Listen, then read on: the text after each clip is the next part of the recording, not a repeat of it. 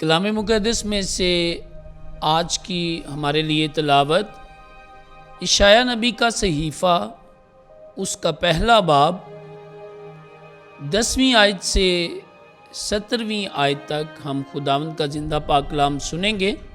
اے سدوم کے حاکموں، خداوند کا کلام سنو۔ اے عمورہ کے لوگوں، ہمارے خداوند کی شریعت پر کان لگاؤ۔ تمہارے ذبیحوں کی کثرت سے مجھے کیا فائدہ ہے؟ خداوند فرماتا ہے، میں مینڈوں کی سوفتنی قربانیوں سے اور فربا بچڑوں کی چربی سے سیر ہوں۔ بیلوں، بھروں اور بکروں کا سرخ خون مجھے خوش نہیں کرتا۔ جب تم میرے سامنے حاضر ہونے کے لیے آتے ہو تو تم سے کون یہ چاہتا ہے کہ تم میری بارگاہوں کو پامال کرو؟ باطل نظریں پھر میرے آگے نہ لاؤ، بہور میرے نزدیک مکروہ ہے۔ نئے چاند اور سبت کی محفلیں، میں شرارت اور محفل کا یکجا ہونا برداشت نہ کروں گا۔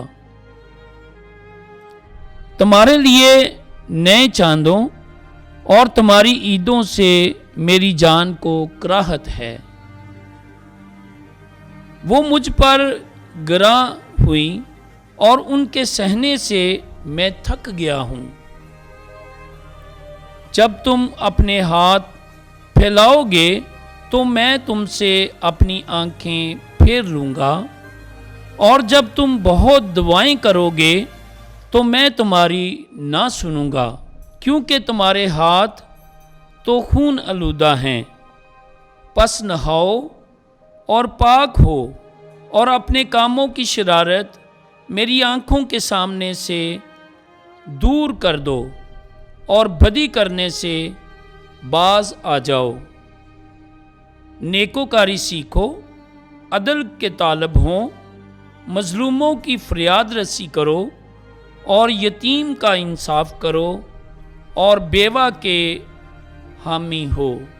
پاک کلام کے پڑھے اور سنے جانے پر خداوند کی برکت ہو۔ خدا کا شکر ہو، آمین۔